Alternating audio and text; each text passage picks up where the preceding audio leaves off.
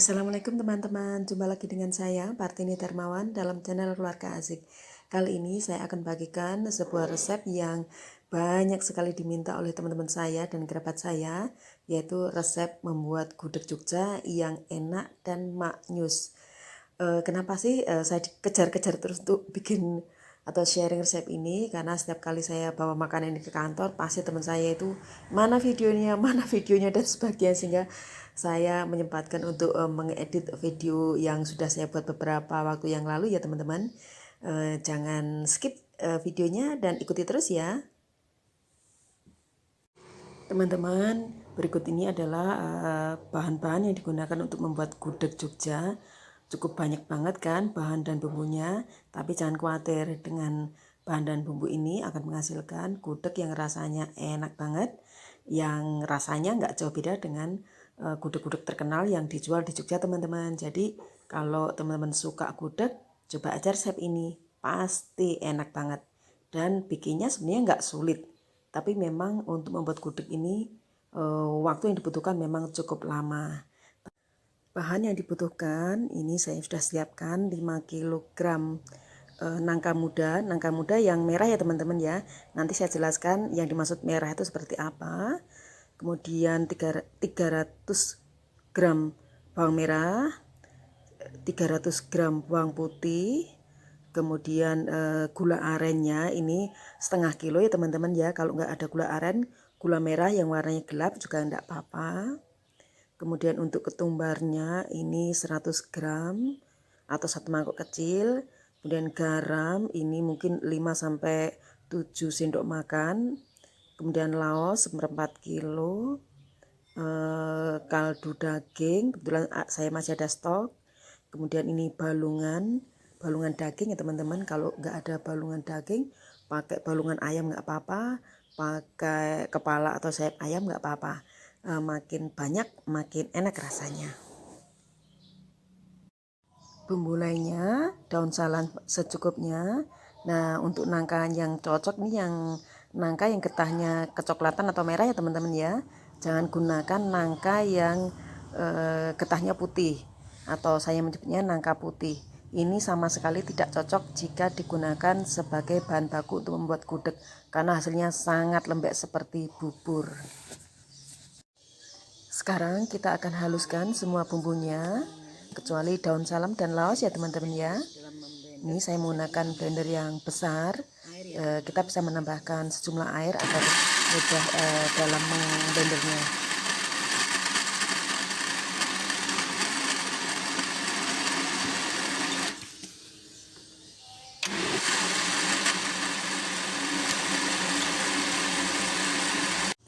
Karena untuk membuat gudeg ini merebusnya cukup lama, sehingga gunakan panci yang bagian bawahnya lumayan tebal ya teman-teman ya, agar nanti tidak gosong.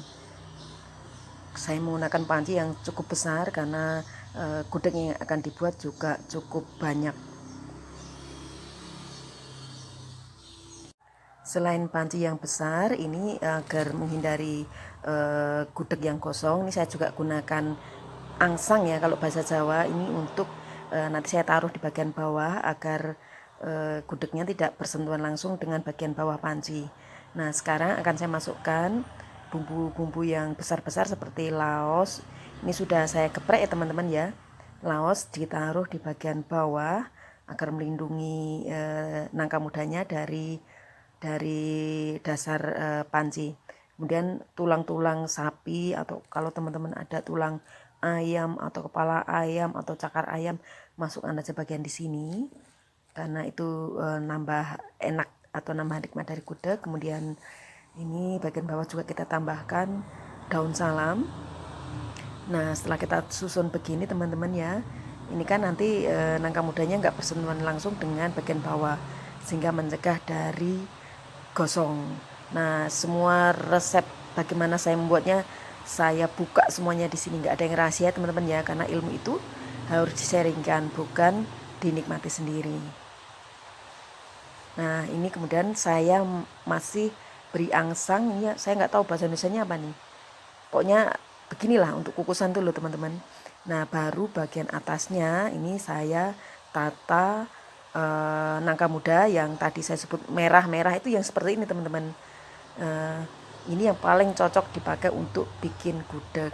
Kemudian kita tata beberapa sap gitu ya, kemudian masukkan bumbunya.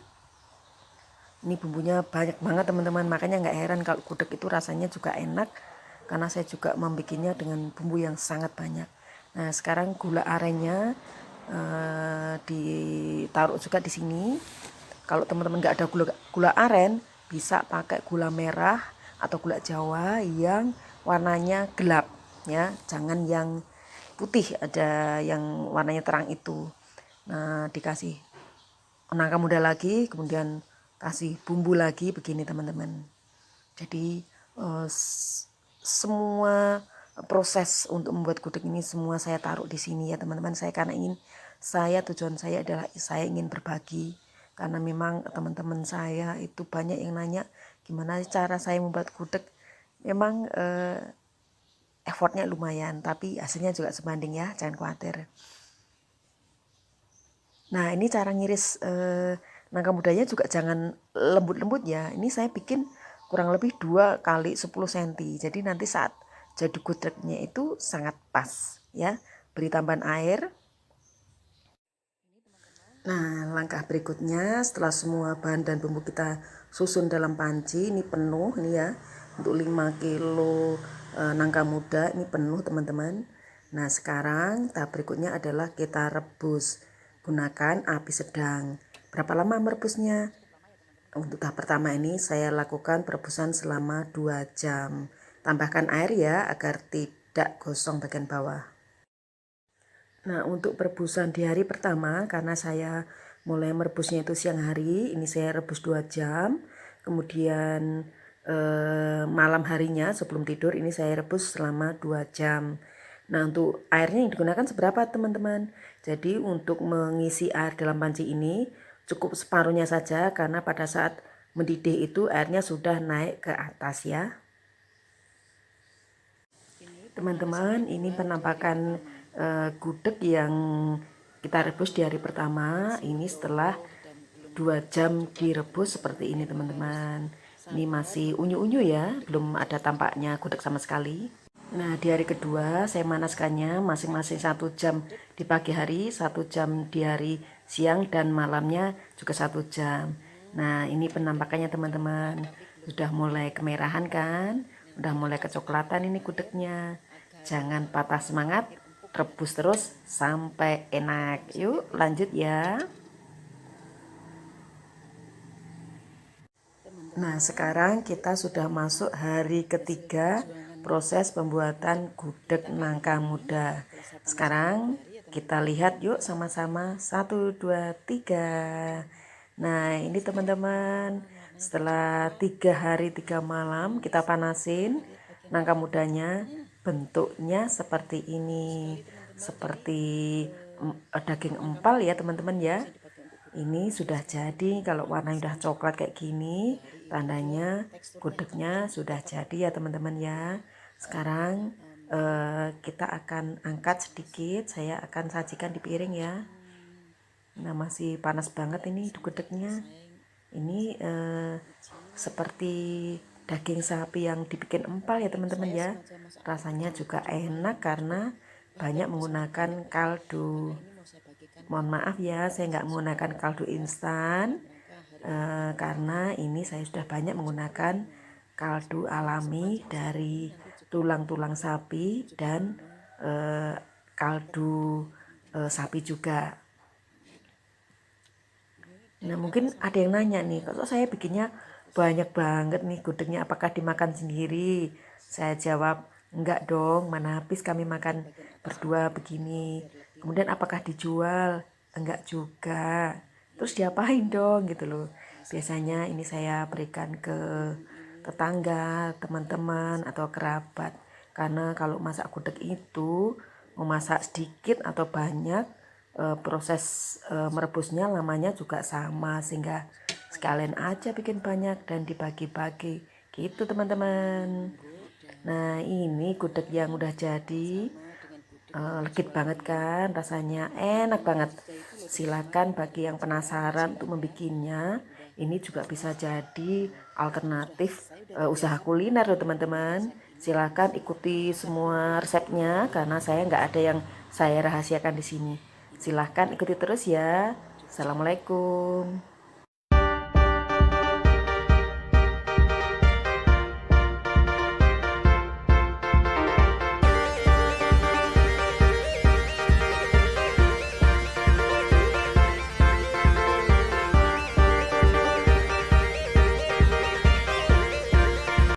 Ini penampakan paket gudeg yang sudah saya gabung dengan bahan-bahan lainnya seperti telur bumbu kecap, kemudian opor ayam, kemudian sambal goreng krecek.